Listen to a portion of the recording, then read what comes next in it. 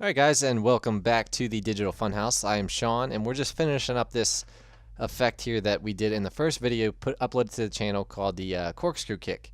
And some of you guys may have watched the first episode. If you missed it, you want to see how we started this thing out and how we did all the keying and setting up basically the scene and everything, then go ahead and go back and watch that video. I'll have the link in the description most likely, or just go back to the channel page and it'll be set up in a playlist.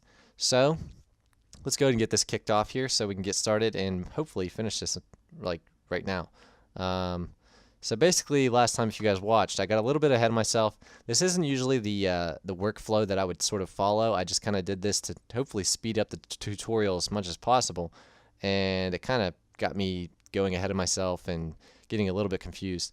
So basically, if you were watching, if I seem confused, then that's exactly why, because I wasn't seeing things where they were supposed to be and all that sort of stuff. I kind of set myself, I actually got behind myself, really, if you want to think about it technically. So that's that. So basically, we've already queued up these first two little freeze frames here. If I turn off that one I just turned back on, actually, you guys can see exactly where we left off.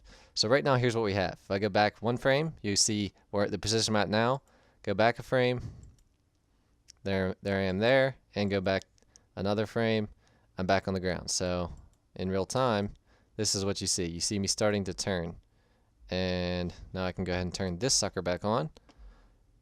Go ahead and rotate it where I want it to be.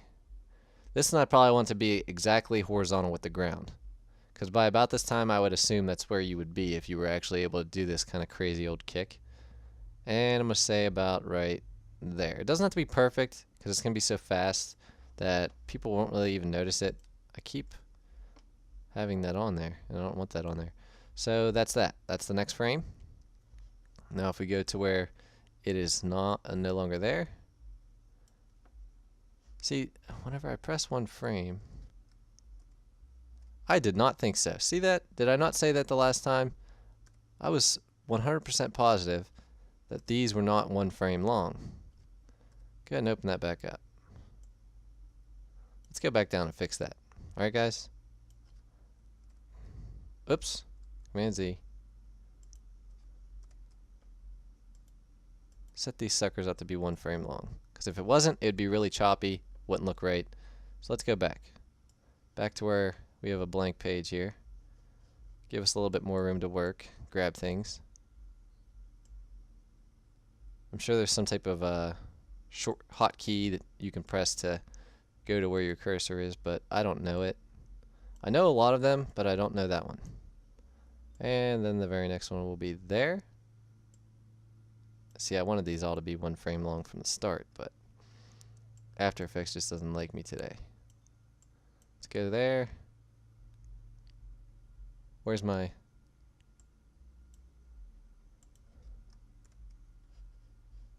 Actually, I might have just messed up. Let's see. Turn that on. Now the one that I want is that one. I didn't mess up. See, like I said, I'm getting ahead of myself. If I would have just brought this in, all the eyes would have been on. I'll get used to it, guys. I'll get used to it.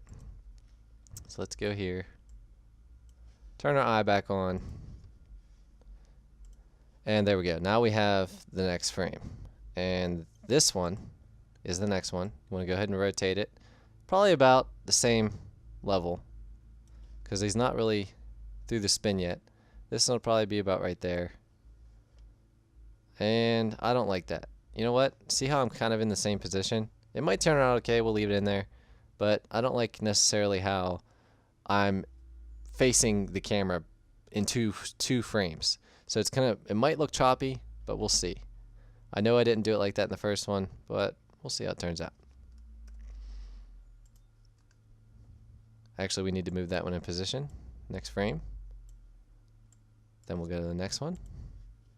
It's kind of repetition. It's almost like repeating the same thing over and over again. I'm going to make this a little bit less level, almost like I'm starting to come down out of the kick. Go ahead and go up. Move that one into position. Chop off that excess there. Go Go to the next one, turn our eyeball on so we can see exactly what's there. See, if you guys don't want to do the whole eyeball thing and get those things ready for you, it just makes it a little bit faster for me to do the tutorial. You don't have to do it like that. It's a little bit less confusing. But we're on the next one now. It's going to be a little bit further. Move this one into position. See, you didn't even have to press the stopwatch for the position because they're all single frames. I was thinking more on the lines of the last effect we did. Get rid of that keyframe. Move this one into position. Turn our eyeball on. Rotate it to where you think you need it, and get it over to about there. This looks kind of fake as it is right now, and there's some fine tuning that needs to be done when you're finally finished, but it's alright for right now. Here's the next one. Go up to our next frame. See, yeah, all those ones weren't one frame long, and I knew they weren't. I've used After Effects enough to know that they weren't, but for some reason it wasn't letting me chop it off on the other end. Turn our eyeball on. Get our rotation on. And we might be a little bit fast here because I'm not starting to come back around. Yeah, we're going to be a little bit fast. We'll have to fix these positions and stuff when we come back, but that's part of After Effects is fine tuning and things like that, so get that one on, turn our eyeball on, rotate, go about there, move it to the next frame. You guys probably understand what I'm doing by this point. And we'll go ahead and chop off that excess, turn the eyeball on, and it should be the last frame. We might not be a little bit fast, we might be perfect. What's this little, oh. Thought that was my feet being left over. Oops. Need to move back so I could see exactly where I'm lining this one up. And about right. There's probably good. Go ahead and get rid of that keyframe there. Now, if we go to this end of this frame, this is the last one. What we want to do is come down, and if you guys remember, let me go ahead and open up my workstation or workspace a little bit here. What we want to do, oops, I think I moved my cursor. Yes, I did. Use this to skim through the frames when you just have to move one frame at a time. Go there, it pops off. Now what we want to do is take this, which is where I come out of the kick, and line it up correctly. And that's probably going to be to about there. That's about where it ended. Now that you know that, you can go ahead and take this one and your clean plate, option, end bracket. Then what I do is I kind of grab this here, make it to where it's the end, and then just kind of stretch it out so you know what your workspace is. Oops.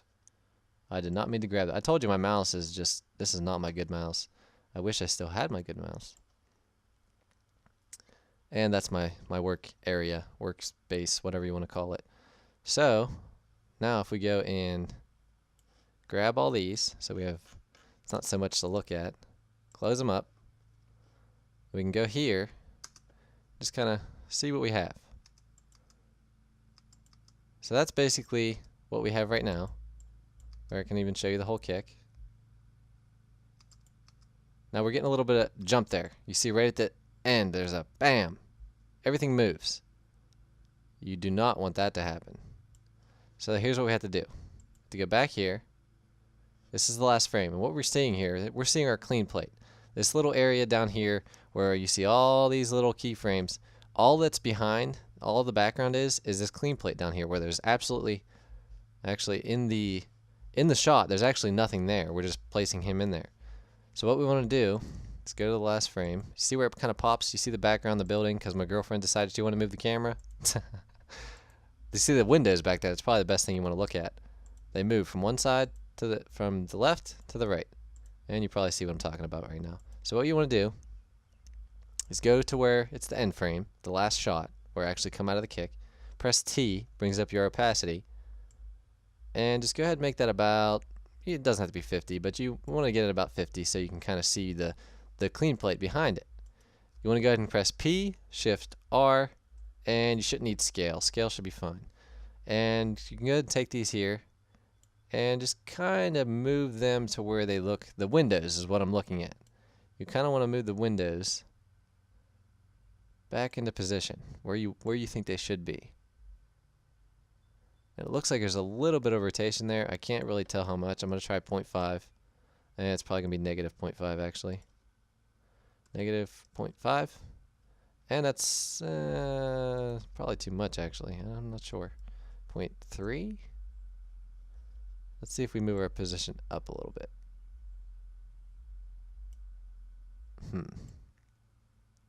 Whoa, I'm grabbing my rotation there.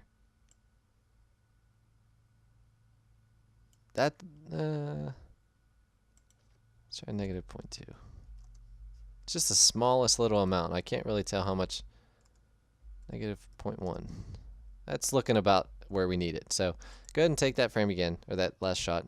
Take the opacity, bring it up back to solid. And what you can actually do is go ahead and, while you're on that clip, the last one, come up here to this rectangle tool and just double click. If you double click, it'll give you a perfect mask around that clip. And what you want to do is stay on that frame. If you need to, just click on it, press F. That'll bring up your feather for that mask. And just bring it up to where it feathers out that mask to where you think it looks about right. I'm just going to bring it up to about there. That's probably about fine. And then I'll go ahead and click off that to where I no longer see that yellow bar, because that kind of allows you to see a little bit better. And now, if we watch it again, that's what it is. There's a little bit of forward rotation there. And there's also a light on. I'm not 100% sure whether, I didn't even notice that in the first take. There's actually a light on inside the garage there. That was my fault. Okay, well, so we won't worry about that. There's a little bit of weird rotation going on there. I might have used a different clip for this, but you're getting the basic idea. You want to move that top shot into position, and that'll be that. So basically, all you need to do now is click all these frames, these single frames, go layer, or actually effect, blur sharpen, and go fast blur. That'll put a fast blur on all of these. And what you want to do now is go ahead and take it to horizontal blur. Instead of it being horizontal and vertical, you want it to just be horizontal.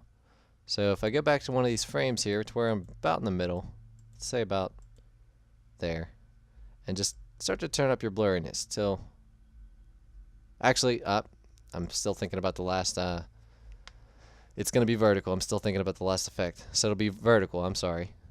And turn on your vertical and just kind of move it until you think it looks about right. So now what you should have is